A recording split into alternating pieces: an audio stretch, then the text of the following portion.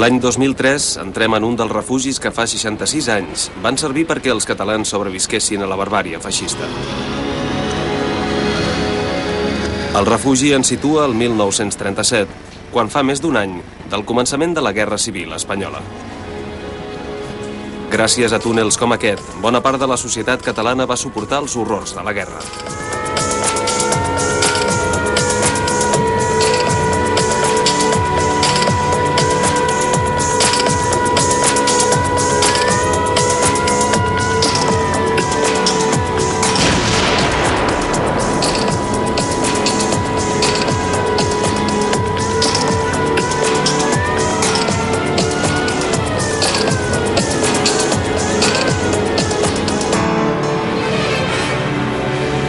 Catalunya va ser castigada amb intensos bombardejos.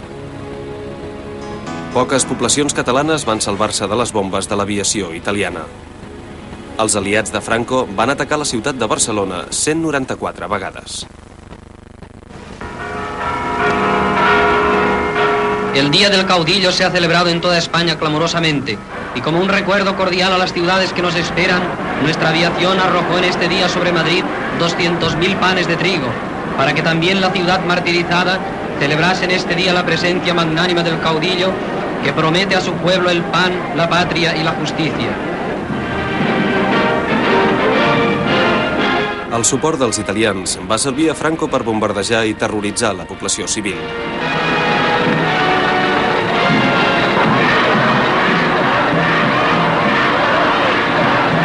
¡Viva España! Era la principal tàctica per afeblir la moral de la rereguarda republicana.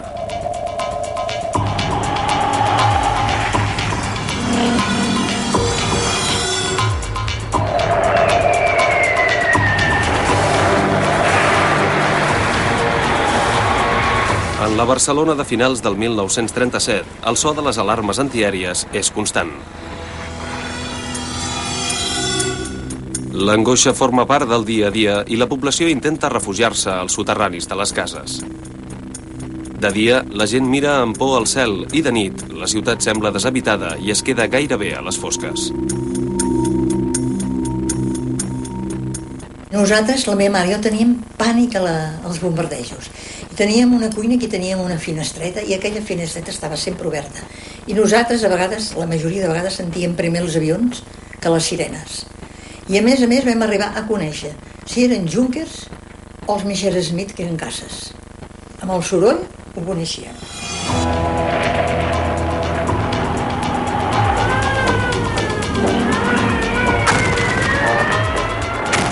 Barcelona no té refugis i la gent s'organitza amb les brigades de la defensa passiva antiaèria.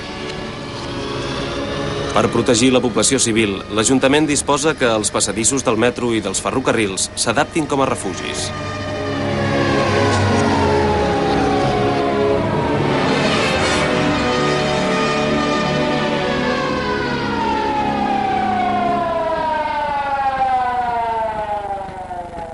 El Creu Roja en aquells moments, no sempre, no és el moments dels bombardejos, érem la màxima autoritat.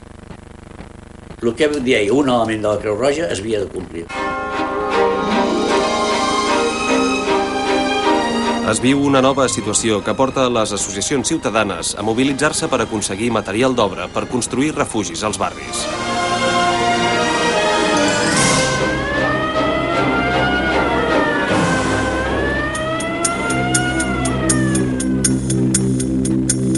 Després del ferotge atac aeri de l'1 d'octubre, la Generalitat i l'Ajuntament busquen recursos suficients per construir refugis en bones condicions. Tot i que les institucions estan desbordades, es fa un important esforç per accelerar-ne la construcció.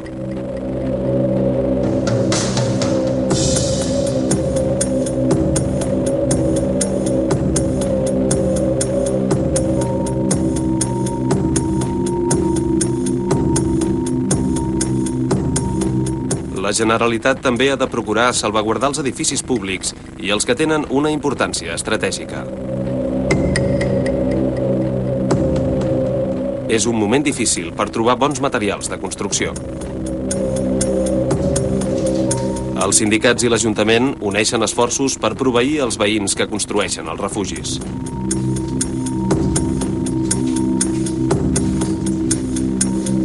Bona part del material procedeix dels edificis enrunats i l'Ajuntament s'encarrega de repartir-lo on es fan els refugis.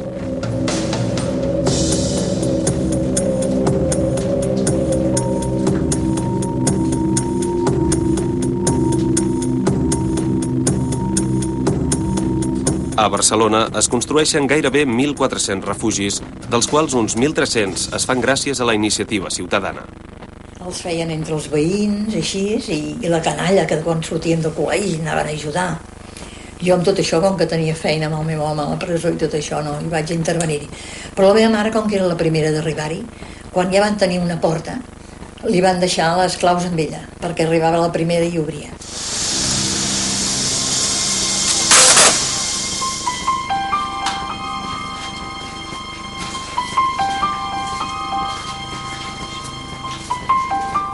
Cada refugi té un vigilant que procura que s'hi mantingui l'ordre i que no es produeixin allaus a l'hora d'entrar-hi. Molta gent hi porta matalassos i sovint s'hi vol quedar perquè o bé són refugiats o perquè han perdut la casa.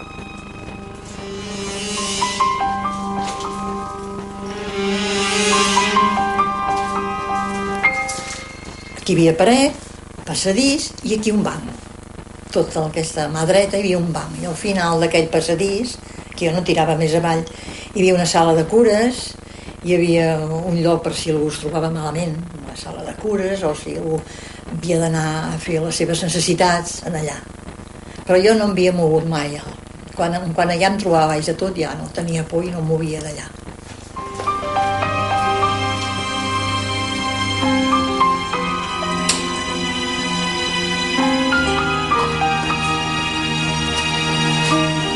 Els vigilants són civils que tenen la responsabilitat que tothom surti ordenadament, perquè qualsevol negligència pot posar en perill la vida de molta gent.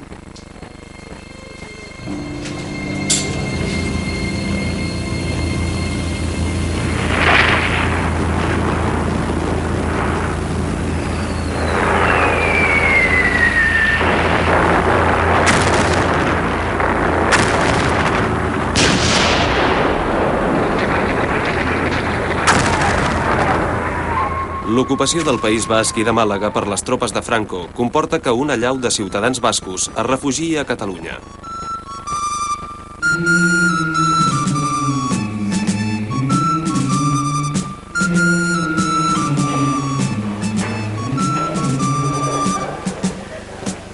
Avant l'entrée à Malaga des colonnes motorisées du fascisme international, Barcelone a reçu un grand nombre de ces réfugiés. La Catalogne généreuse témoigne sa solidarité fraternelle à ceux qui ont tout abandonné pour fuir le fascisme, régime antipopulaire, inhumain, odieux.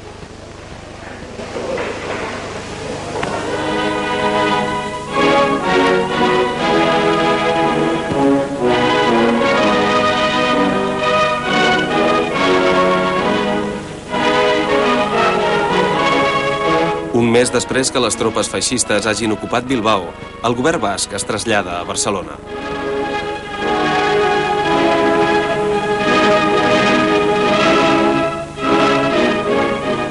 En el Palau del Govern de Catalunya, Lluís Companys rebé el president d'Euskadi en nom de tots els catalans, mentre el poble a la plaça de la República subratllava amb el seu entusiasme la benvinguda que li donà el president de Catalunya.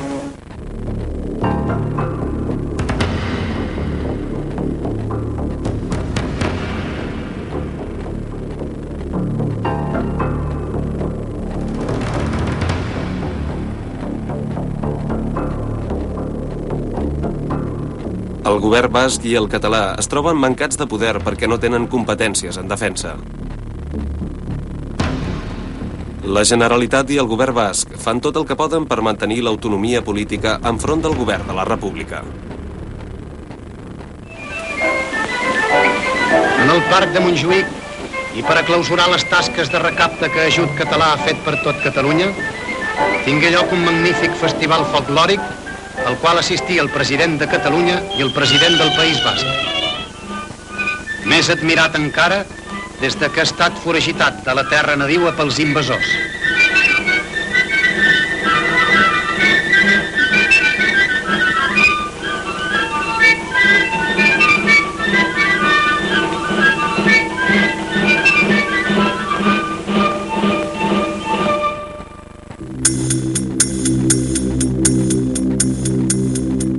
novembre de 1937, el govern de la República també s'instal·la a Barcelona. El govern de la República menysté la política i la llengua catalanes. Això comporta que hi hagi continus enfrontaments amb els funcionaris de la Generalitat.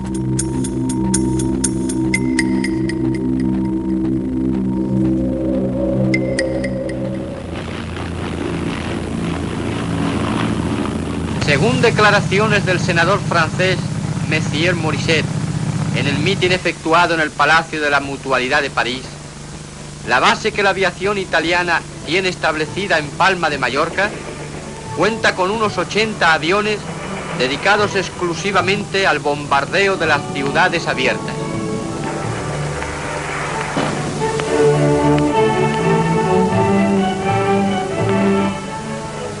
Estas matanzas, ha dicho al mismo tiempo el exministro Messier Boilet, no tienen justificación, no tienen excusa y no tienen razón de ser.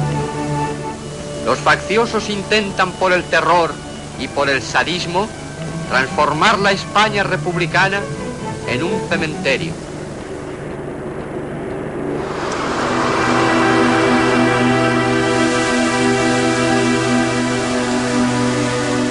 Els bombardejos sobre una ciutat oberta fan créixer la solidaritat de les societats europees. Els ciutadans estrangers es mobilitzen per expressar un clar rebuig als bombardejos de la població civil. Les manifestacions, però, no tenen el suport dels governs europeus que mantenen la postura de la no intervenció en el conflicte.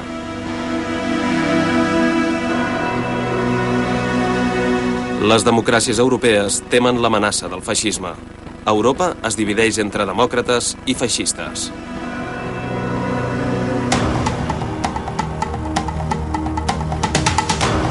Les defenses antiaèries de Barcelona són escasses.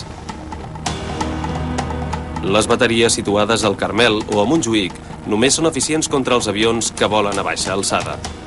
La resposta antiaèria no pot frenar els esquadrons italians que bombardegen Barcelona.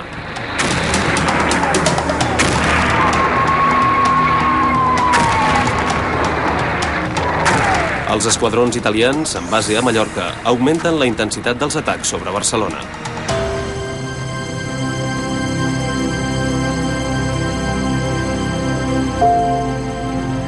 Pere Basté, com molts d'altres adolescents, busca la manera d'ajudar i s'enrola de voluntari a la Creu Roja. Un desastre, allà va ser... Allà no hi vaig morir jo de miracle, no hi vaig morir. Sí.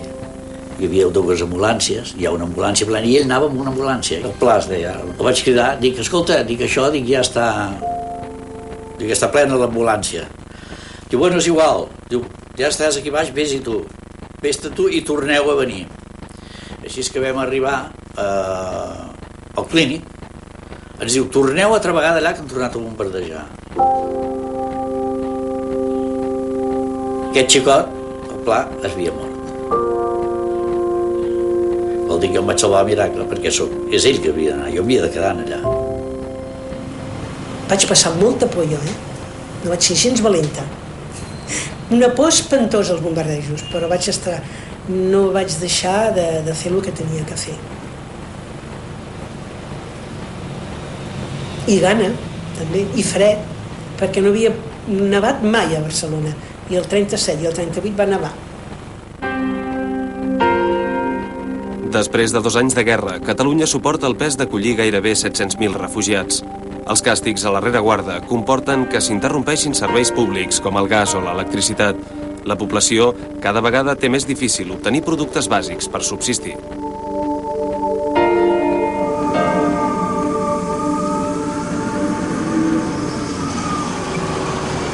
Per l'atac a Terol, les tropes feixistes fan servir gairebé 100.000 soldats que són ajudats per l'aviació.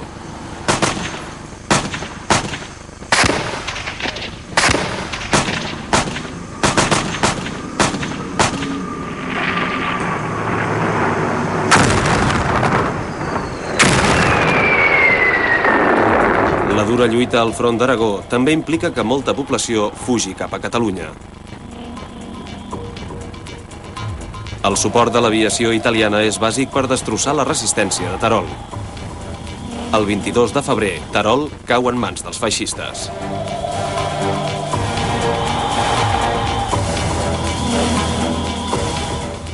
In questo momento Teruel è ricongiunta alla Spagna madre. Sono i soldati della vecchia guarnigione di Teruel che entrano nella città con le pattuglie di punta. Osservate queste scene. È la prima volta durante questa guerra che un operatore ha potuto accompagnare le truppe tanto da vicino. Ogni cosa si svolge nei primi 30 minuti dell'occupazione. La vita si riorganizza in mezzo alle rovine.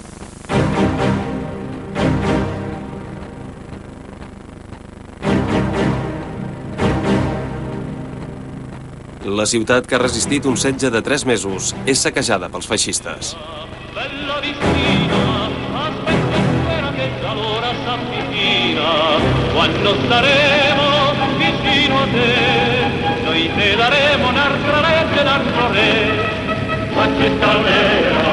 Els feixistes ataquen amb un potencial de 300.000 homes que aconsegueixen trencar el front d'Aragó.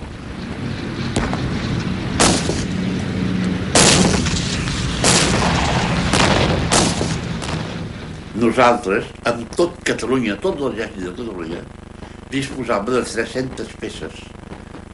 Totes elles havien fet tota la guerra i algunes encara aprofitàvem aquelles de pólvora negra, els bocanegres que dèiem. I ells van començar l'ofensiva amb 3.000 peces modernes.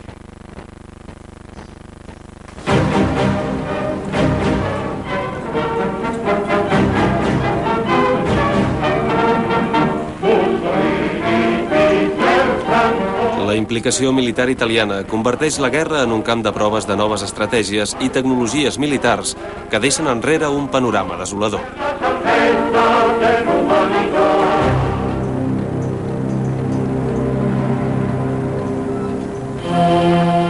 Mientras sangramos y luchamos para defender los derechos de los pueblos, la paz del mundo y las libertades democráticas, en Ginebra, la fuerza ejecutiva, simbolizada por la Sociedad de Naciones, mira ya de una vez de poner freno a los deseos de invasión de los países terroristas. España es hoy el sentido moral de Europa y la voz de la razón pidiendo justicia de Negrín y Álvarez del Valle contra la farsa de no intervención es una lección de protesta contra el mundo que consiente los asesinatos de mujeres, ancianos y niños indefensos.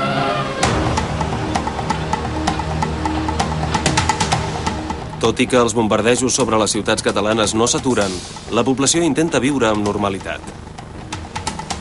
Els catalans, però, ara tenen els feixistes a la porta de Catalunya.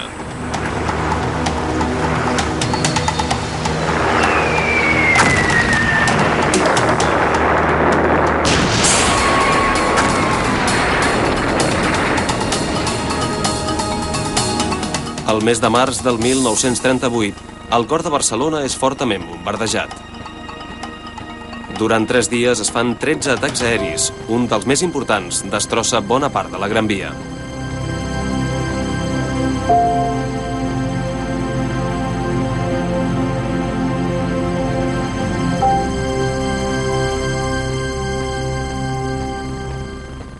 Me'n recordo que vaig arribar allà davant del Coliseum.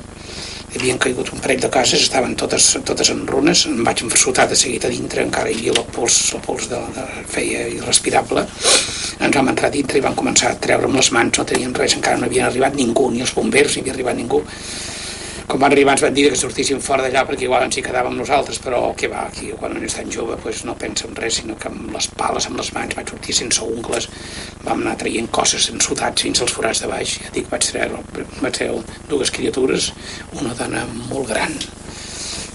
La tenia asseguda d'esquenes en mi, quan de s'escombrant em va caure així d'esquena, em va caure els braços, quan ja no li feia cap falta, pobra dona, d'estar en els meus braços, ja no li servit de cap protecció. Horrible, ja dic, una cosa dantesca, vull dir que des del Coliseum fins a Balmes tot desaparegut, bueno, desaparegut, però que veies allà pues, gent penjada això, i armaris i llits i tot.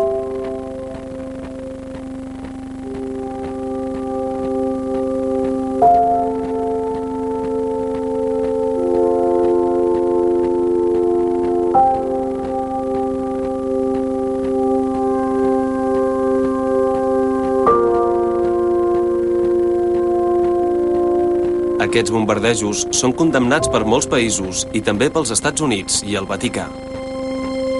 Tot i el rebuig internacional, les bombes continuen caient als barris més cèntrics de Barcelona i sobre la gent indefensa.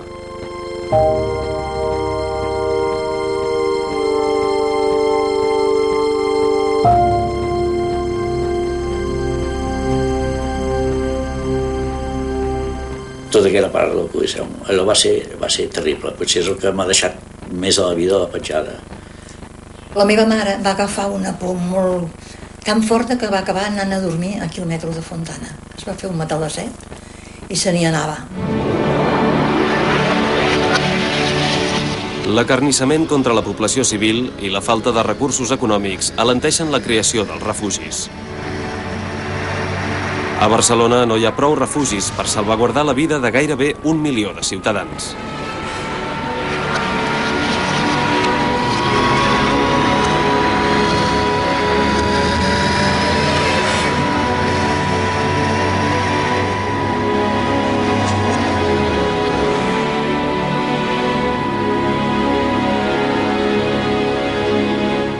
Venien cada 3 hores, que molta gent diuen esto ho he llegit en llibres o a cada hora i mitja, no, venien cada 3 hores perquè la meva mare no es va moure de Fontana en tots aquells 3 dies i jo pujava i baixava cada vegada i l'altra gent doncs, també, però molts que tenien canalla petit els havien d'agafar, vestir i baixar, doncs van acabar no baixant.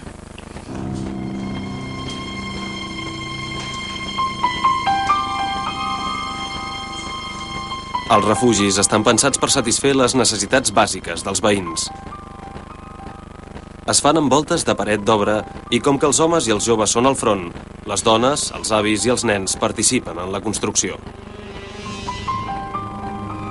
En els túnels i les mines s'intenta obtenir unes mínimes condicions de salubritat per tal que la gent no s'hi senti atrapada.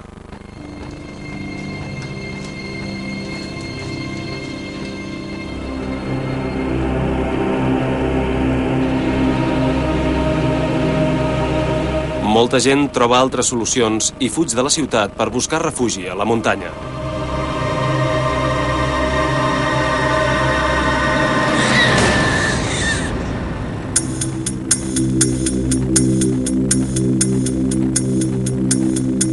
Al mes de març, França obre la frontera i arriben grans quantitats de material bèl·lic soviètic que serveix per rearmar l'exèrcit republicà.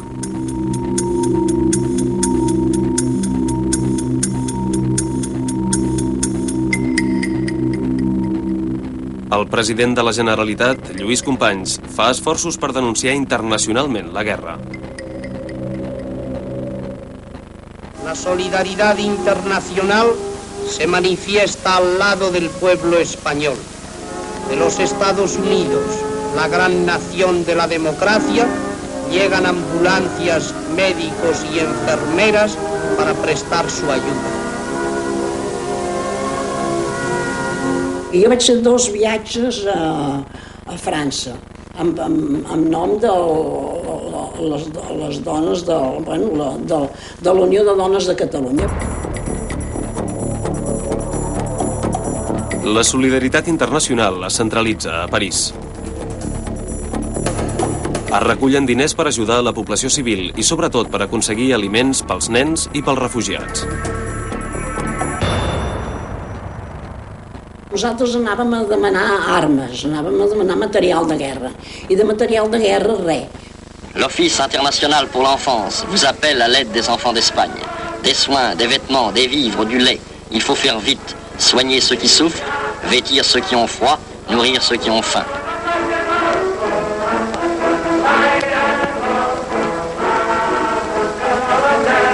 L'Office international pour l'enfance vous appelle à verser votre bol pour donner du lait à ceux qui ont faim, pour sauver de la mort l'Espagne de demain.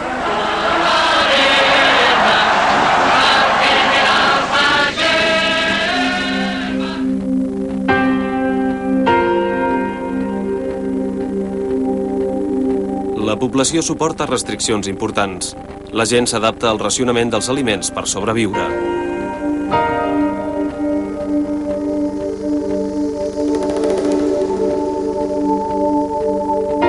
Tot i que l'estraperlo és durament perseguit, comporta que a molta gent li costi aconseguir productes bàsics.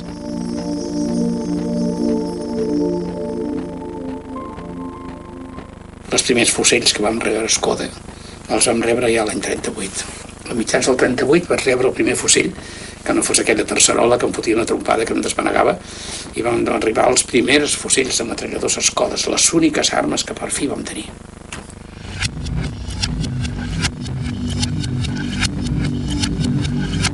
Quan el front d'Aragó cau, l'exèrcit republicà fa un esforç per rearmar-se.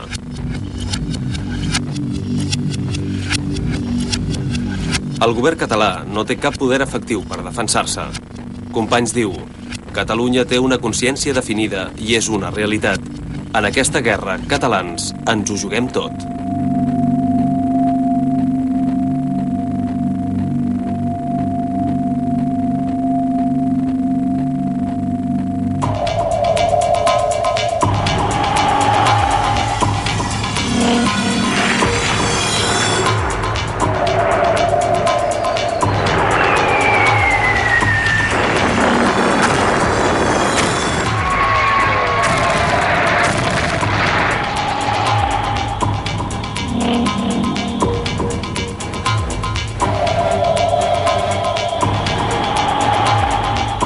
Quan les divisions franquistes es troben a les portes de Lleida, utilitzen l'estratègia acostumada i abans d'atacar, 30 avions han bombardejat la ciutat.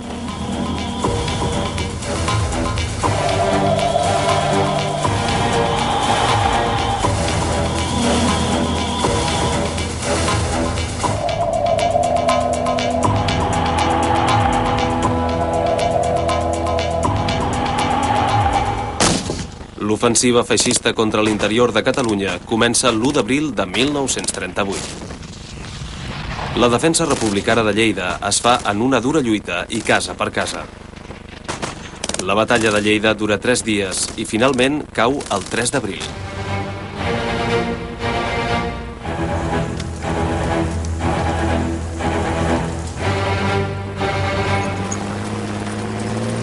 Amb l'entrada de les tropes feixistes a Catalunya, l'ordre públic és imposat per la Guàrdia Civil.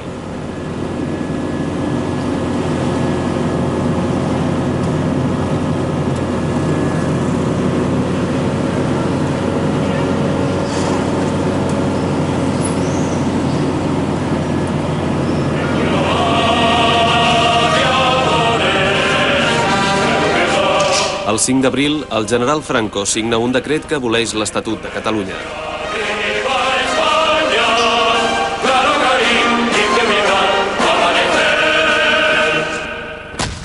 Les tropes republicanes que s'han retirat de Lleida creen un nou front a l'altre costat del Segre. No van anar més enllà, no van entrar a les nostres posicions, perquè aquí sí que vam resistir nosaltres, perquè estàvem ben protegits. És a dir, la nostra gent estava protegida del foc de la seva artilleria, sobretot l'artilleria que havia estat eficient en l'ofensiva contra la gent que avançaven, no ho era tant quan la gent estava dins de les fortificacions.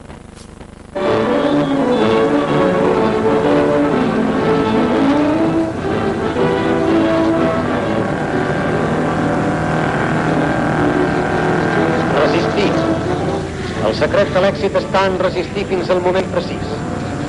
Així esdevent tots els ordres de la lluita per la vida. Per aquest motiu, el president del govern de la República digué a tots els espanyols: resistim. Si sabem resistir, tindrem armes. Si sabem resistir, guanyarem la guerra. Els avions que volaren pel cel de Catalunya han demostrat la veritat d'aquest cert. I per això, tot Catalunya està en peu de guerra, per a resistir fins a vèncer.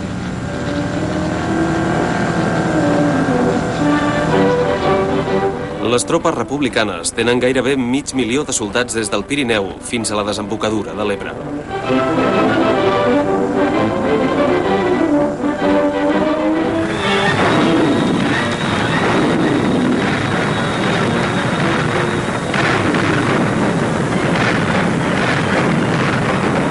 El nou objectiu de les tropes republicanes és defensar les posicions que tenen a l'Ebre.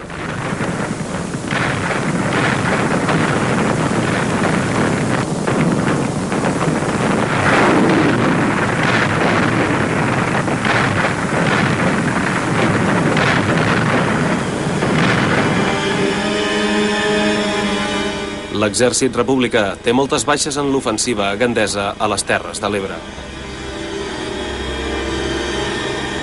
Els republicans es retiren sense enterrar els morts que queden escampats per les trinxeres i el camp de batalla. Els feixistes enterren els republicans en fosses comunes que després quedaran oblidades.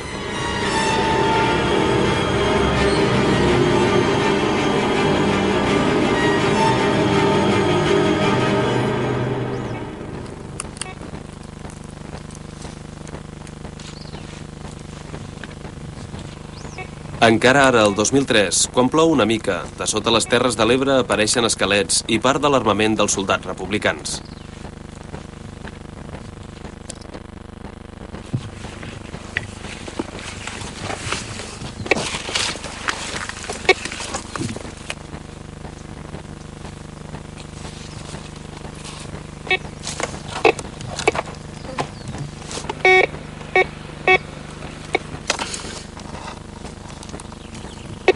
Arran de l'Ebre hi ha un immens cementiri. Uns boscos on hi ha dipositades les penyores d'un exèrcit que va lluitar contra el feixisme.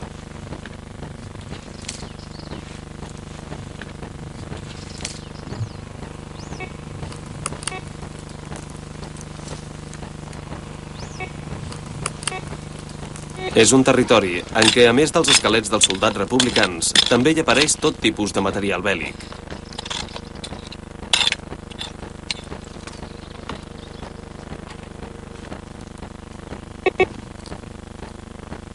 Amb el temps, torna a sorgir el testimoni de la lluita d'un exèrcit per la llibertat.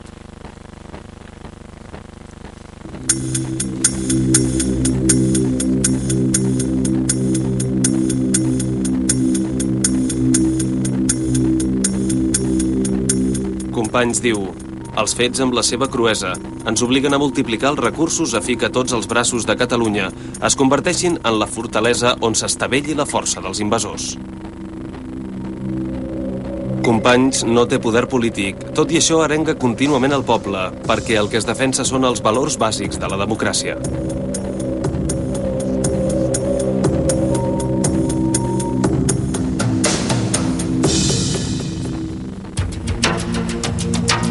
La situació de l'exèrcit republicà és molt precària per al que fa a efectius humans.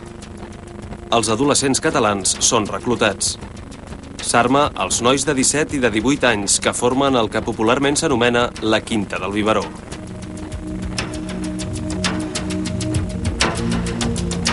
El que en conjunt marxàvem nosaltres era fer una aventura. Una aventura, ens semblava que anàvem a la guerra.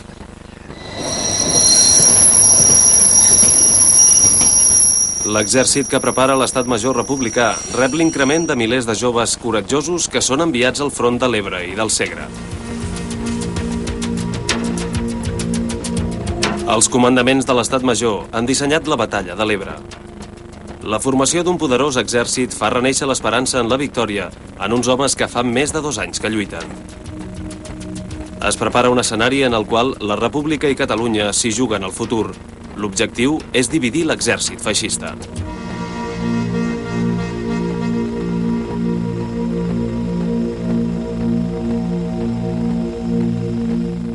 Quan jo me n'assabento, dic una carta a la meva dona, dic, escolta tu, dic, òbviament s'ha demostrat que encara tenim una capacitat d'iniciativa, etc., i això fa que la victòria el tingueu a la vora.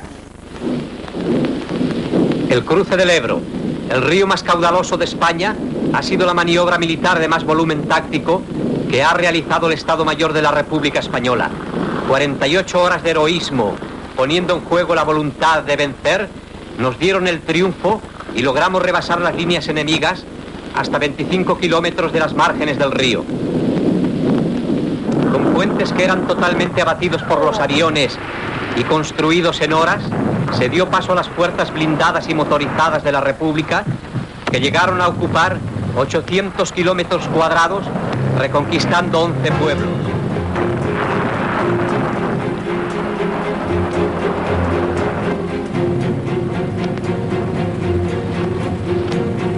Uns 80.000 soldats republicans travessen l'Ebre. Representen el millor exèrcit que ha tingut mai la República. Els republicans guanyen terreny i fan recular les tropes feixistes.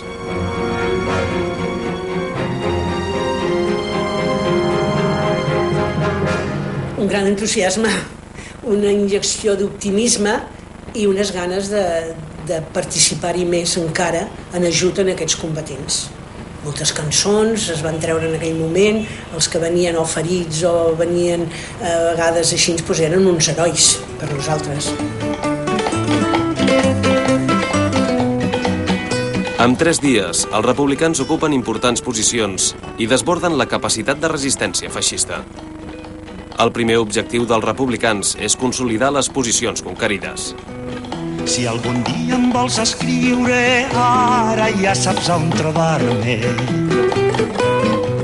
Si algun dia em vols escriure, ara ja saps on trobar-me. Estic al front de Gandés a la trinxera defensant-me. Estic al front de Gandés a la trinxera defensant-me.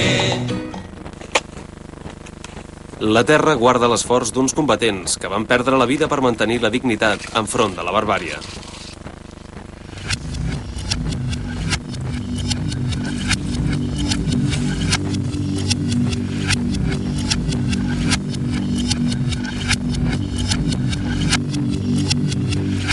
Encara ara, a les Terres de l'Ebre es pot trobar una bona part de la munició i d'armament que van fer servir els combatents.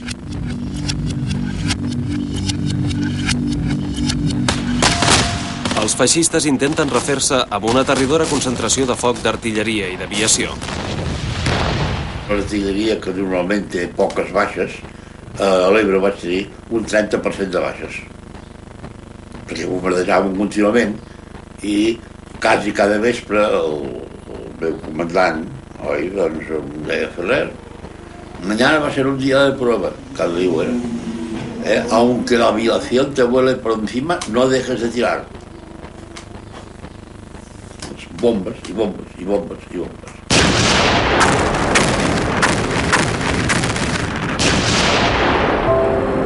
La primera contraofensiva dels feixistes acaba en un contundent fracàs i amb moltes baixes.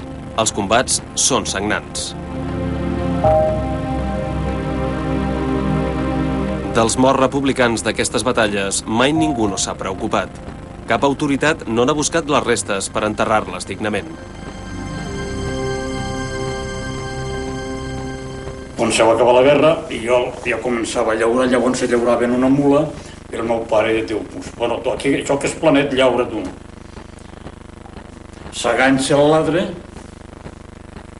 i que no podia, li pega un cop fort, que l'animal era potent, pega una batzacada bona i bom, surt un difunt, un mort sencer. Que alguns restos de persona hi han estat 30 anys i jo els he cuidat, els he deixat alguna vegada que han caigut del vent o d'una guineu o d'un altre animal a terra, l'he tornat a deixar damunt d'una pedra on pues deixat com si fos d'un familiar meu.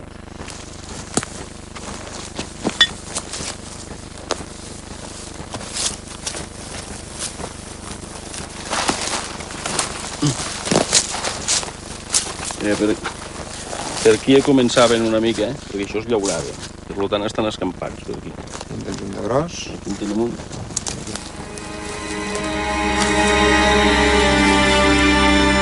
El 2003, els familiars dels soldats morts en la defensa de la República demanen que alguna autoritat s'encarregui de la recerca dels cadàvers. La dictadura franquista es va negar a donar sepultura als republicans morts en combat.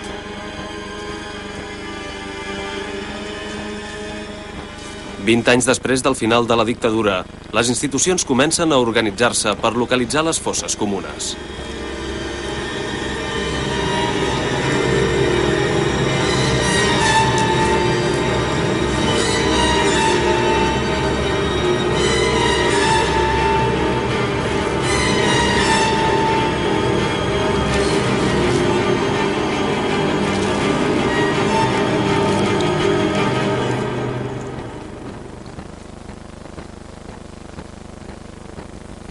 En David i en Cisco inventarien les restes que es troben accidentalment amb la voluntat de recuperar la memòria col·lectiva.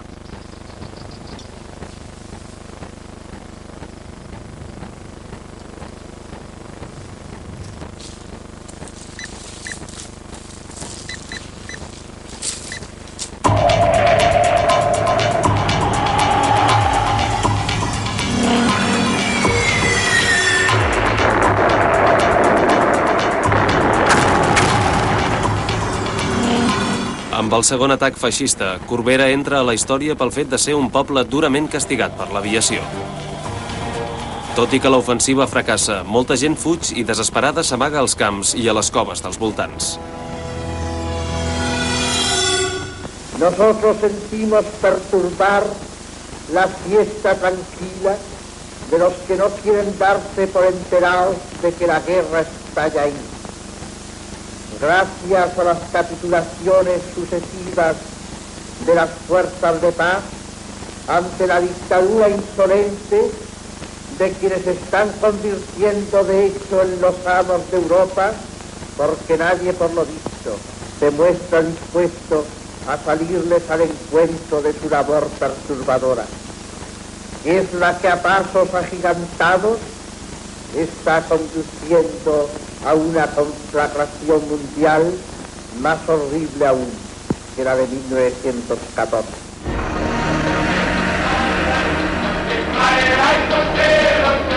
En la conferència de Munic, França, Anglaterra i Itàlia aproven l'annexió d'Àustria per part de l'Alemanya feixista. El pacte és un suport als alemanys i significa una decepció dels republicans que esperen l'ajuda de França i Anglaterra.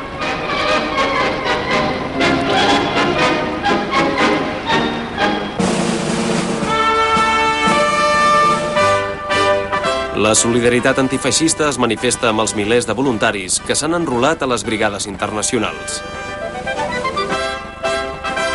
La Societat de Nacions ha decretat que les forces estrangeres abandonin la lluita a l'estat espanyol.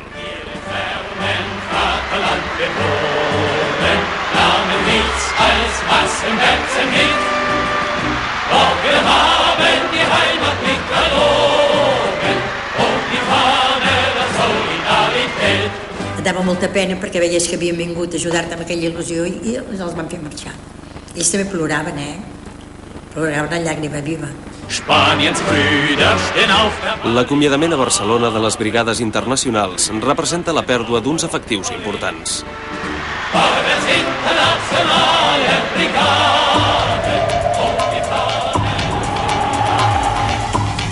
Tot i les disposicions internacionals en el tercer atac feixista, Franco té el suport de l'aviació alemanya i italiana.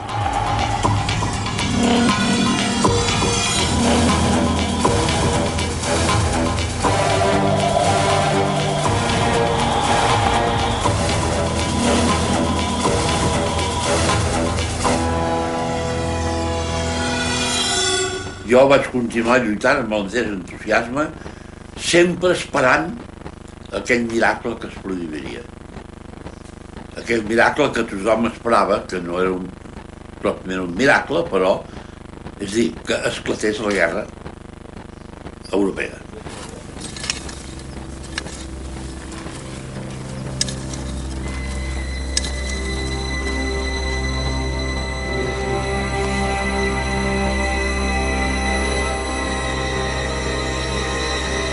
La zona de Camposines va ser l'última línia de defensa de la batalla de l'Ebre.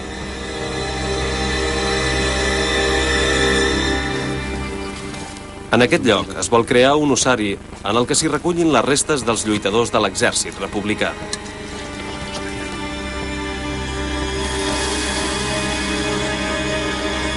En l'actualitat, moltes de les fosses comunes de la guerra han estat localitzades.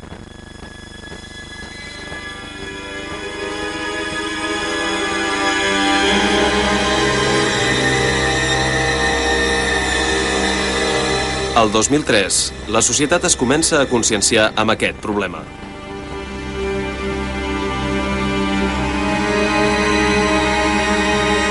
David, digues, he trobat un de gros.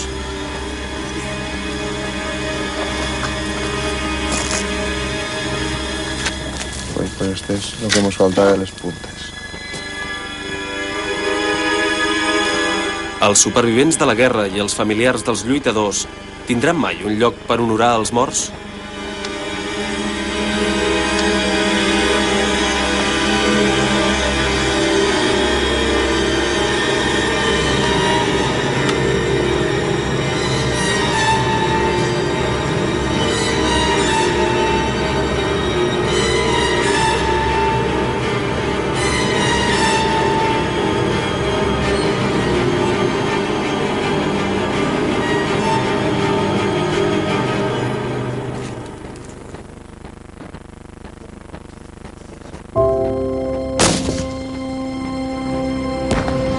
El 15 de novembre del 1938, l'exèrcit republicà es retira de l'Ebre i combat per tornar a les seves posicions inicials.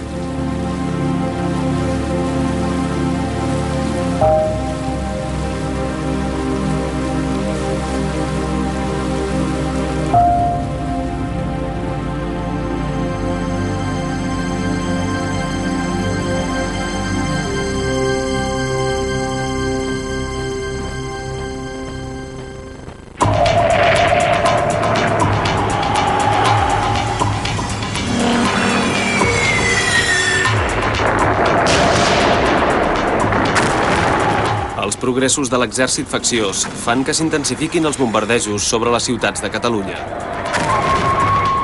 Els catalans temen un atac generalitzat i fan el cor fort per resistir com sigui l'ocupació feixista.